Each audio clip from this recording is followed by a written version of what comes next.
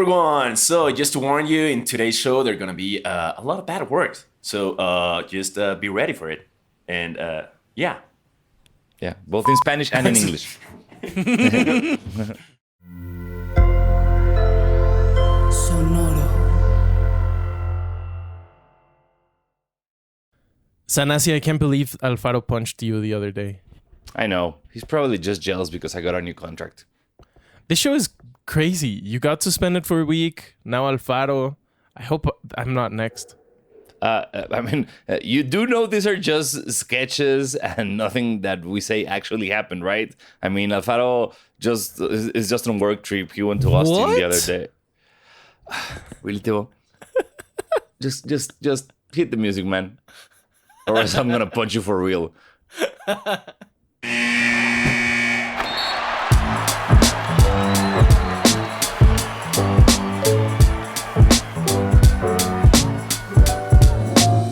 Hi, and welcome to your favorite basketball podcast, DieGOATS. I am Diego Zanassi, and this would be Alfaro's part, and I am Diego Alfaro. Welcome to the podcast for all those fans, the ones that want to be fans, and the ones that don't fan for basketball and stuff. Yes, I'm Diego Alfaro. Yeah, man, this show is hosted by Diego Zanassi and Diego Alfaro, he's clearly here. And together they are the greatest Diegos of all time. Yes, and then Alfaro usually says, with us always, Basketebo. And that's me. On today's episode, we will discuss Victor Wenbanyama and Scoot Henderson, Draymond Green punching a teammate, and the Redeem Team documentary. And as always, our GOATs of the week. So start the clock. Yes.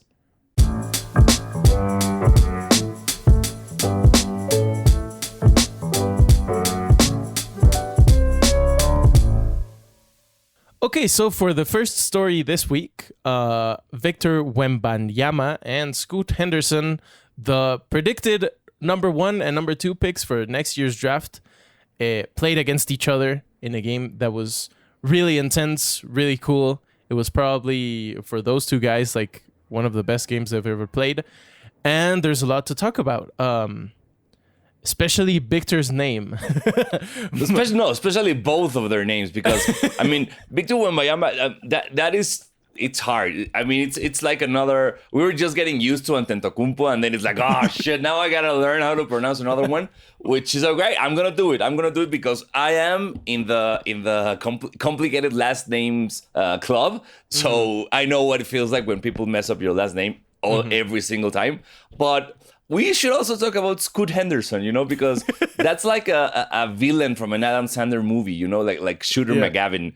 It's like, oh, here comes Scoot Henderson, and hey, dang it, hey, here I am. Oh, it's like a 50s villain. I love it. I feel like he could also be a Boston Celtics player from like the 60s and be one of those guys who did a lot of cocaine and had short shorts. Exactly. His numbers were tired. He's like, it's like one of those movies like, oh, Dad, I wish I could be as good as Scoot Henderson someday. You can be, little Johnny. Just trust your instinct. And here, smoke this Marlboro. Is his name actually Scoot, or is it like Scooter or something like that? Scootish. Wish you, hey. Wow. His name is Sterling. Sterling Scoot Henderson. Oh, so okay, all right. So we have Sterling Scoot, and he decided to go with Scoot. I also think Sterling is the best of those two options. Yes, yes, I would also go with Sterling instead of Scoot. So for you guys out there who have no idea who, I'm just gonna call him Wemby from now on because or Victor, because I think that's easier. These two guys are the top prospects for the next draft. Every single NBA team now is going crazy for these guys. There's going to be a lot of tanking. And just to give you a couple of stats, Victor Wenbanyama is 7'5", which I can actually say on this show because this is in finally English. Use your goddamn inches. So, but in meters, it's 2 meters, 2.2 meters. So this guy is a fucking he's so tall. But he plays similarly to Kevin Durant, but he's also really good like getting to the rim. He's really good dribbling. He does a lot of things that normally big men wouldn't be able to do. So in this game, he played for a team from France, which is where he's from, called the Metropolitans 92. And they played against Ignite, which is where Mr. Scoot plays. It was a really good game. Ignite won 122 to 115, but Victor scored 37 points, 11 from 20, with 5 blocks. So Ouch. If you didn't watch the game and just watch the box score, you can clearly see that this guy is all over the floor. He can defend. He has a lot of offense.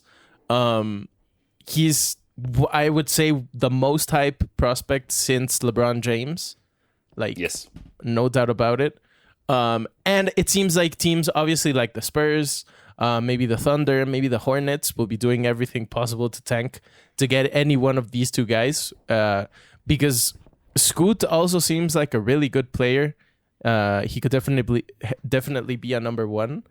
And it's going to be really interesting to see what happens, I guess. I would love and / hate for the Spurs to get him, to get Wemby, because it's like you have one of the most historical franchises ever who had the best luck ever once. It was like, oh, we had a bad season. Okay, here's Tim Duncan. No, you just scored the best power forward in an NBA history. And for them to do this again, like, oh, we had a couple of rough years. Okay, here's Victor Wenbanyama. It's like, oh, wow. That would be I saw some incredible. conspiracy theories that's probably going to happen. Like, because of the lottery, in theory, it's impossible to just tank and get the number one pick. And Yes, it there's is. no Yeah. way to manipulate anything. For those of you who are listening, we're doing air quotes. So, for yeah, every so single much air quoting right now. And a lot of people are saying, like, yeah, they're going to give the number one pick to the Spurs. Like, whatever happens, especially between the teams that are most likely to be the worst teams in the league, like the Spurs, the Thunder, the Hornets, maybe the Pistons, Maybe the the Jazz, Lakers. maybe the Lakers. If Maybe the the Lakers Lakers, get yeah. Victor Wenbanyama, I'm gonna leave the show. DieGOATS is done. But yeah, between all of those teams, like the Spurs are a really respected franchise. They have Popovich, obviously, who's one of the most respected coaches. Tim Duncan is still there, so people are saying, like, yeah, they're just gonna give it to the Spurs so they can start being good again, because they're gonna have a rough year.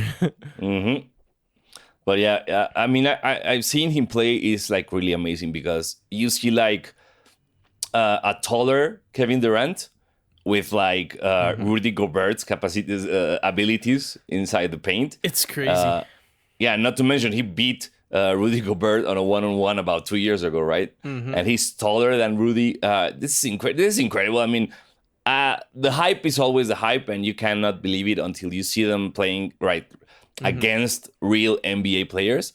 But this is one of those like freakish physical shapes and specimens that you rarely see. It's like Shaq. When you saw Shaq, you saw how is a guy this big capable of moving this fast. Yeah. That shouldn't be possible.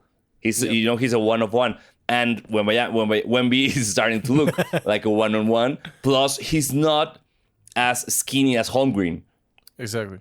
He's building up muscle. So if everything turns out right for this guy, I would be happy to see him wreck the league. But we're going to talk about this a little bit in the next block. But I think it's really exciting to see the new players and to have this same thing that happened with Kobe Bryant and then LeBron, Wade, and Carmelo, just to give you like un adelanto, as we say in Spanish. A little spoiler. Now a sneak peek. Sorry, a sneak peek. LeBron is clearly in the end of his career. There's Giannis. There are a lot of players, but there's this new generation that's coming up, and it's coming up really fast. This guy was born in 2004. How old does that make you feel? Pretty old. But still, the one single fact that's made me feel the oldest in my life was when Vince Carter retired. I was officially older than all the NBA. So that was my bummer. I'm old moment. Yeah, so that's what happened last week with these two guys. Definitely keep an eye on them. Yes. They're obviously gonna keep playing some games for exhibition, and since Scoot is on Ignite, he's gonna be playing a lot in the G League. And yeah, let's see what happens. Let's see who wins the Victor Wenbanyama lottery. I hope I'm saying his name right. It seems like one of those names that nobody says right, like Tua Tagovailoa. Yeah. No one actually says it right. Something that also happened last week, which was extremely weird, was Draymond Green punched Jordan Poole in the face. And it was a punch. You know, it wasn't like a scuffle. It wasn't a scuffle and a slap. It was a punch. Mm-hmm. So it was really weird. It was out of nowhere. It's like preseason. You're reigning NBA champions. What the fuck, Draymond Green? Yeah. I was really surprised in a bad way. I mean, it was like this meme, like disappointed but not surprised, I would actually say, because it is Draymond Green. Mm-hmm. So you would say that he doesn't look like a well-balanced individual. He looks like he goes to 0 to 100 in any circumstance whatsoever. And this was one of them. Mm-hmm. So it's weird. I've read a couple of things, but it doesn't seem to like go to the bottom of this. It was just like Jordan Poole was like being like bragging about his new contract and his new money, and Draymond Green decided to punch him. And it was like, what? Yeah, there's definitely something that happened in between. Like, it's not like, oh yeah, you know how it is, and then he punches him. I don't think that's what really happened. But hey, beers are on me, bam! Because now I have a new contract, bam! The thing that's really interesting to me is obviously this has happened before in many other teams with many other players, but we just don't get to hear about it, and we obviously don't see it. But there's actually a video that TMZ obviously leaked, where you can... That person's gonna get so fired. The one who leaked the video is gonna get so fired. Like, there's an actual video of everything that happened. Like, TMZ has a pretty good breakdown of what each person said. And that's something that hasn't really happened, at least in my memory. The only other example that I remember, maybe you know another one, was when Jordan supposedly punched Kerr during a practice as well. And there's always like this narrative. Wait, hold on, because this is this could like really your example could be like this could be Jordan Poole punching Steve Kerr as a coach. Claro, he's also the coach of the team. No, Michael Jordan. So you have to specify that one, because I got confused for a second. Like, hold up. When did Jordan Poole punch Steve Kerr? And it was like, oh no, the other Jordan, and when in the 90s. Yeah, the Michael Jordan MJ. I'm gonna say the name a lot just to, you know. Yeah, 20%. Woo! But that obviously that incident never had video, and they've actually always denied that happened. Mm-hmm. I think it probably did happen, but since there's no video, you can just be like, oh no, it was okay. We fought a little, but there was no punches.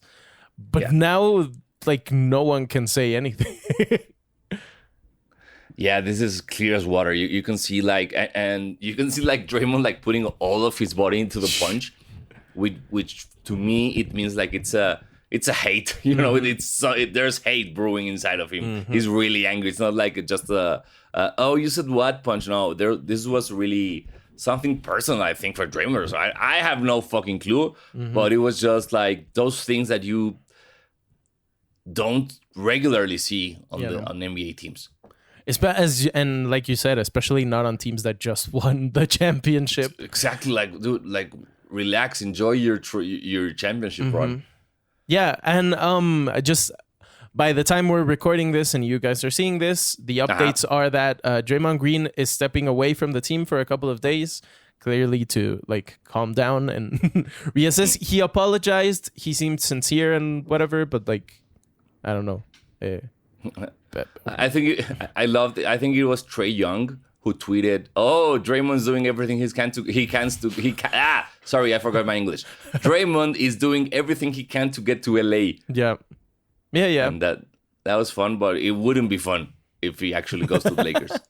That wouldn't be fun. And apparently the Warriors are obviously going to punish him. They still haven't said what the punishment is going to be, if it's going to be game suspension, if it's just going to be money. But the Warriors have to get their shit together, because if the chemistry of this team isn't 100%, then they're going to have a rough time. And Poole is going to get a new contract, whatever happens after this year. So yeah. And the thing is, they've been, what we've seen throughout the years is that everyone keeps blabbing about, oh, Draymond Green is the heart of the team. They cannot win without Draymond. And that actually is true. We've seen that, the Cavs comeback came with Green being suspended in 2016 and everything. And he really is like the glue and the motor behind the engine behind this team. But this really changes everything. It's like, this is your anchor, bro. But all right, I mean, we'll see. It's like Zidane headbutting Materazzi. And before we get any more violent on this show, we'll go to a quick break, and we'll be back with our great and super professional review of the Redeem Team documentary.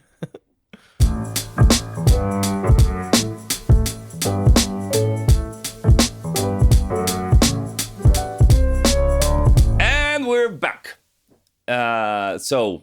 This past week, Netflix just released a documentary on the famous USA Redeem Team, which, for those of you who don't know or haven't seen the documentary, it's basically the USA basketball team that had to get its shit together and bring back the gold to the US, because they had just the previous Olympics, the ones in Athens, 2004, it was the first time ever that a team made up of professional NBA basketball players in the Olympics not only lost a game, but didn't win the gold. So this, it took everyone by surprise. As serious as you people in the US take basketball, it's starting getting out of hand, and they decided to revamp and change the program. Instead of just like putting it like a last minute puzzle, like, hey, these are very good players, go win the gold. They started doing what international teams do, which is a 4-year program where you got the same guys playing together for years, so they get to the Olympics that they know what's going on and who's with them. And they did that in the 4 years between 2004 and 2008. And that's what the documentary is about.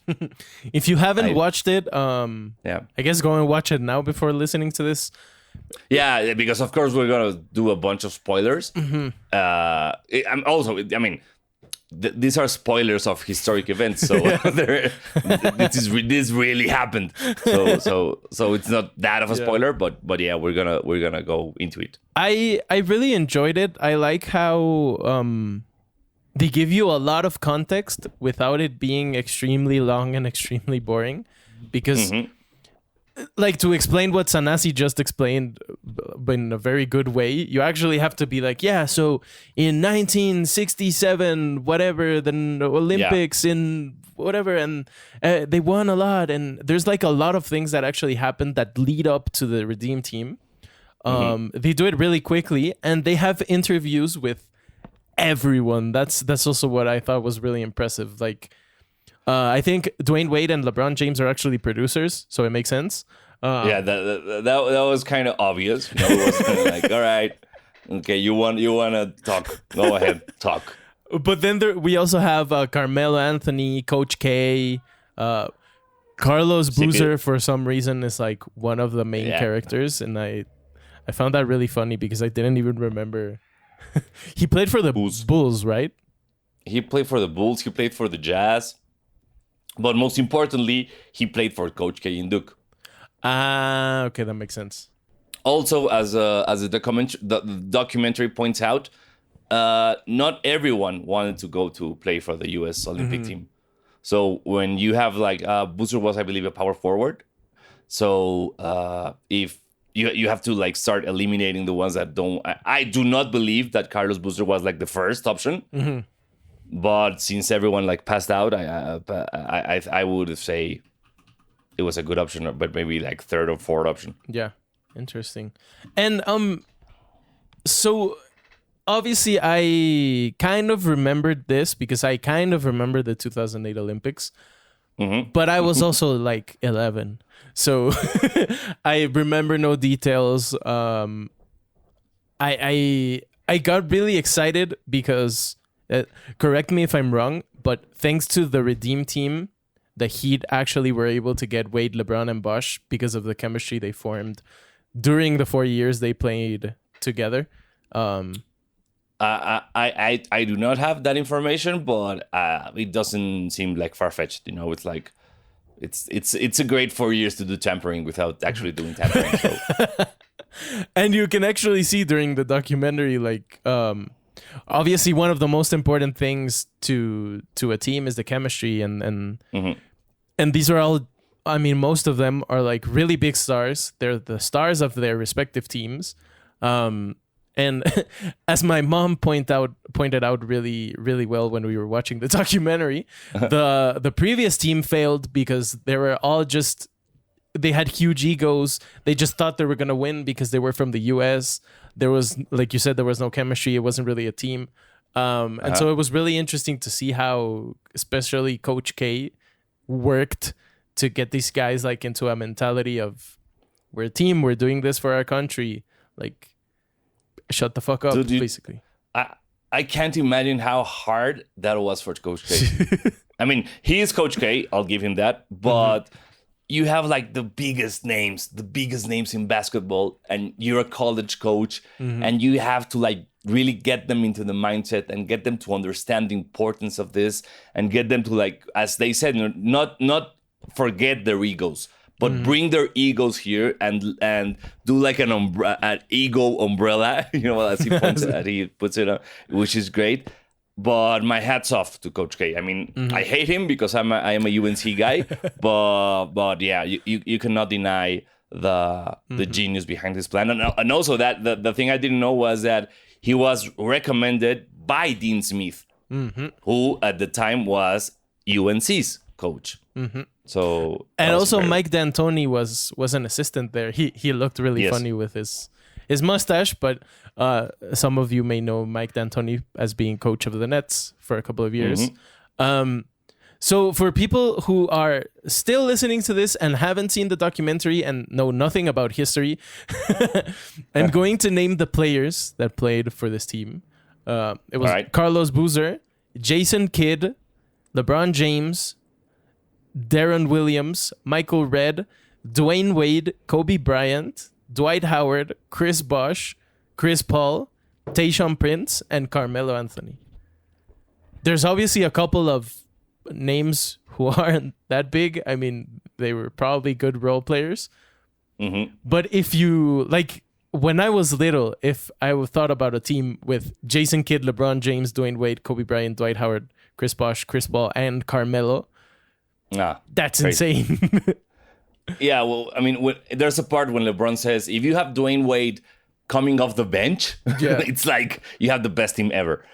So yes, it was crazy, the amount of talent, and of course, me being a Laker fan, I loved the Kobe side of all of it, you know, because the one journalist says that this was the beginning of the second chapter of Kobe Bryant's career, which I do believe is true. But to see like this Kobe Bryant that people either love or hate, because he was at that point of his career, he was alone in the Lakers. He was doing everything by himself.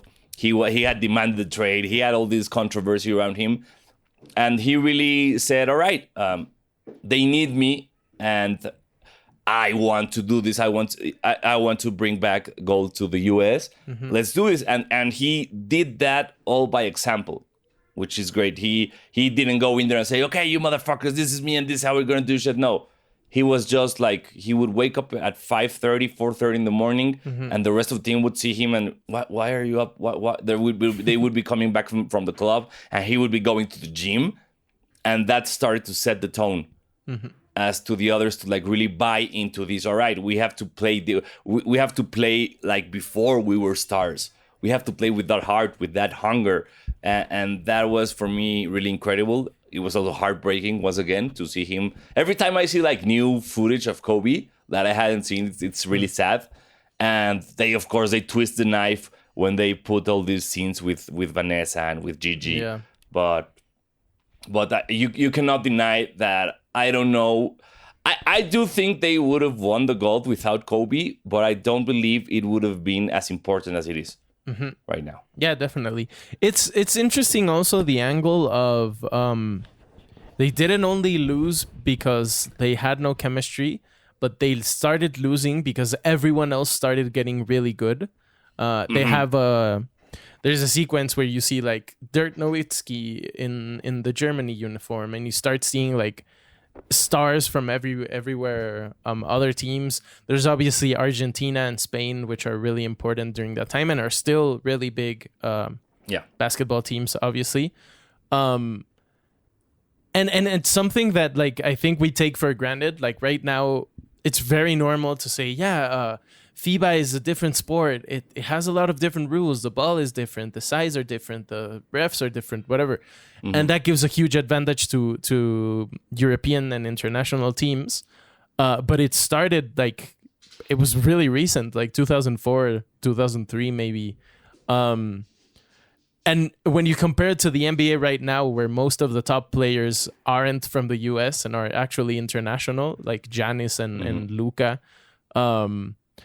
Wemby now in the future, it gives you this perspective of like basketball is not just a game from the US. It's actually something that's really big all around the world. Yeah, I really did love that part about Kobe saying that watching the US lose, it was like really great in terms of basketball. And, you know, it's great to see us lose because we know that the game has evolved and has grown throughout the world, but we want the gold back. Yeah. So, all right, we need to make a statement again and saying, in showing the world that we're the best out there. And that was incredible. It's changed again. Like that's the funny thing. Like they talk a lot about, it's really not that in depth in like the basketball side of things, but they talk a lot about the high pick and roll, which was something that was really common during that time. Like no one does that anymore. No, the game is super different. So I think it really also applies to right now. Like, I don't know, next Olympics, it's going to be really interesting to see what happens. But now with the three and with the changes that basically the Warriors did to the league, it's really interesting to be able to see how a sport that like we feel is just the same way it's been, like how it actually has changed. And obviously I loved seeing Dwayne Wade there. It made me very happy. And since he's a producer, he got like so many great scenes that he was obviously like, we have to put this in here. We have to put this in here. Yeah. Because not that he wasn't important for the team, but they made him seem like thanks to him, they won that final game. Because he was injured and he was coming up the bench and whatever. It was really good. But like, come on. Yeah. It was a lot of weight in the documentary, but it was good. I mean, it didn't get to a part where I was like, oh, okay, enough of the big three of the Heat. Come on. Yep. I think it was well balanced. I do believe like I don't know if Michael Redd or Deron Williams are like, hey, why wasn't I invited? I had some stuff to say, but I'm sorry for both of you. But it's a really good documentary. I really enjoyed watching it. I love the Kobe versus Gasol thing. That was incredible, man. The reaction of everyone after he just like runs through him.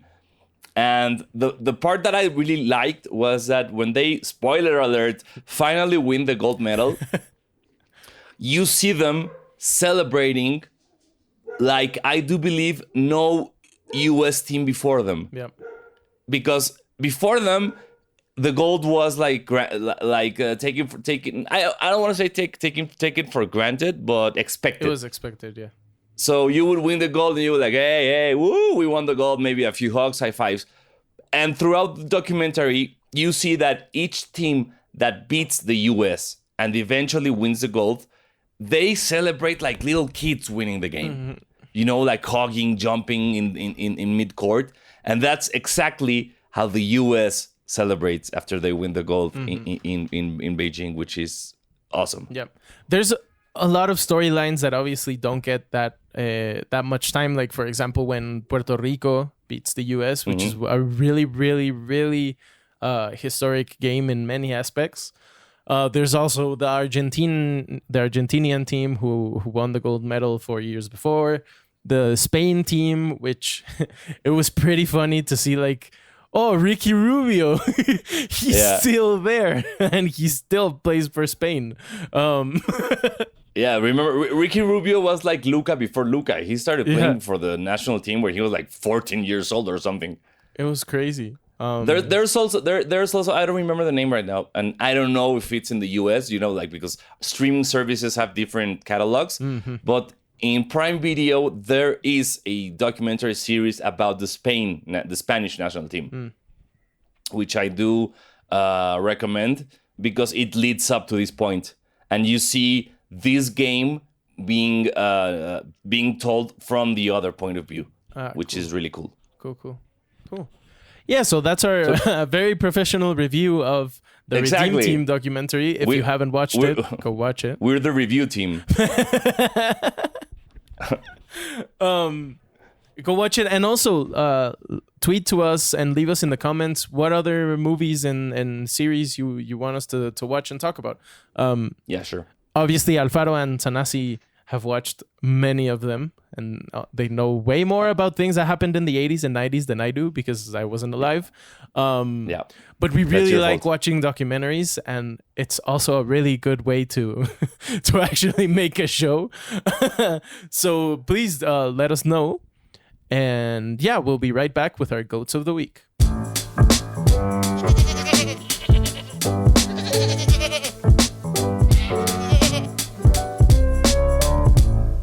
Hey everyone, welcome back to the show. It's now time for our GOATs of the Week, where each one of us chooses one person, thing, sneaker, or event that caught our attention and, for better or for worse, has earned the title of GOAT of the Week.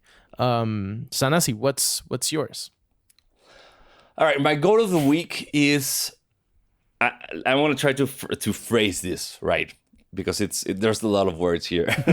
It's Draymond Green's post-NBA career, boxing career. Because he showed us he can throw a punch. Yep. And this is going to be used for a lot of time. And I do believe that when he retires, some streamer on Twitch or some YouTuber is going to call him out to fight. And he's going to say yes. He's going to be like a new Nate Robinson out there. I just hope he doesn't get knocked out like Nate did.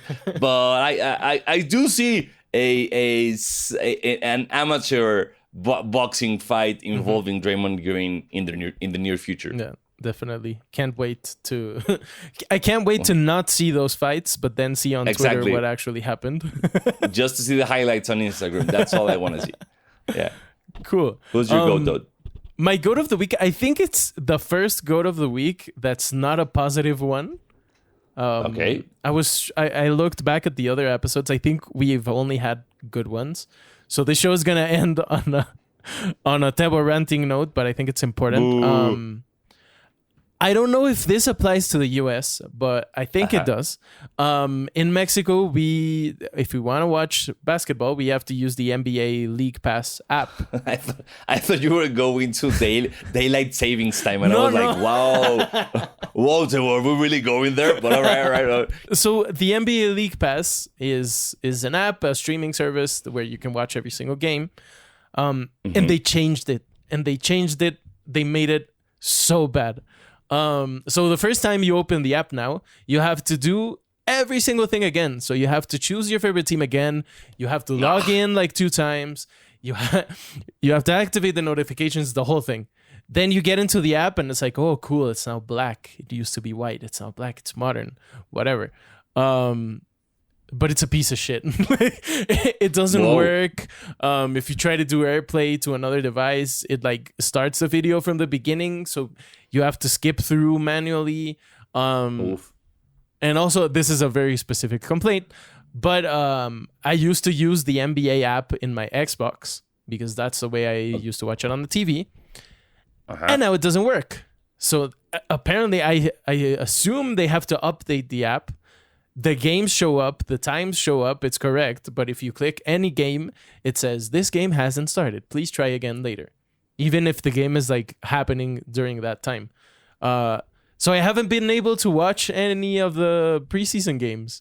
And I would assume the NBA would fix this before the season starts. But they also have like a week. Yeah, that would be like my point right now. It's like the NBA engineers are just going like, dude, it's preseason. Nobody cares. It's preseason. Nobody cares. So yeah. I haven't opened the app since last year's finals. So good luck.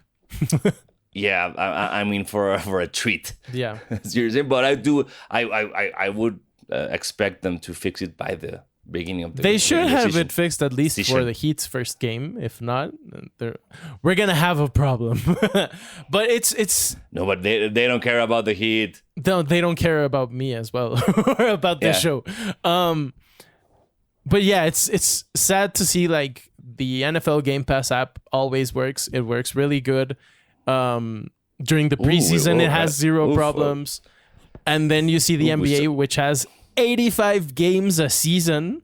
It's like, if you can't get this right 82. Now. 82. 82. Yeah, I don't know. That's my GOAT of the week. Let's start this week angry and pissed off. Please fix it. Yeah. Okay. So, yeah, NBA. I like you. Tebo doesn't speak for the both of us. Yeah. Alfaro isn't here as well, so... No, Alfaro would be like shitting on everything as well. Yeah, I'm just trying to keep things professional so the NBA hires us someday. So. Please hire us. So just fix the goddamn app, please. Cool, so that's this week's show. Thank you so much for tuning in. Remember to like, comment, subscribe, activate the notification bell, and follow us on social media so you can see updates, watch clips, and tell us, what do you want us to talk about? Share with us some movies, some TV shows, whatever you want. I'm not Diego. I'm not Diego Alfaro. I'm not Diego Zanassi and Basketebo. And I'm Diego Zanassi, and you should also like comment who are your GOATs of the week. Mm-hmm. These are the ones we choose, but that doesn't mean these are not set in stone. So tell us who are yours, and we'll discuss them. I just didn't want to go into Pelinka being renewed his contract this morning because unlike Tebo, I wanted to start my week on a happy note, so I was like joking, but yeah. Whatever, Pelinka. But hey, thanks for watching, thanks for hearing, and I'm Diego Zanassi. And I'm Diego Alfaro. And I'm Basketebo. Remember to drink water and go to therapy. And buy a bidet. Yeah, buy your bidet. Fucking sick, bro. DieGOATS is produced by Esteban Hernandez, executive produced by Carlos Arenado, and mixed and engineered by Alex de Winter.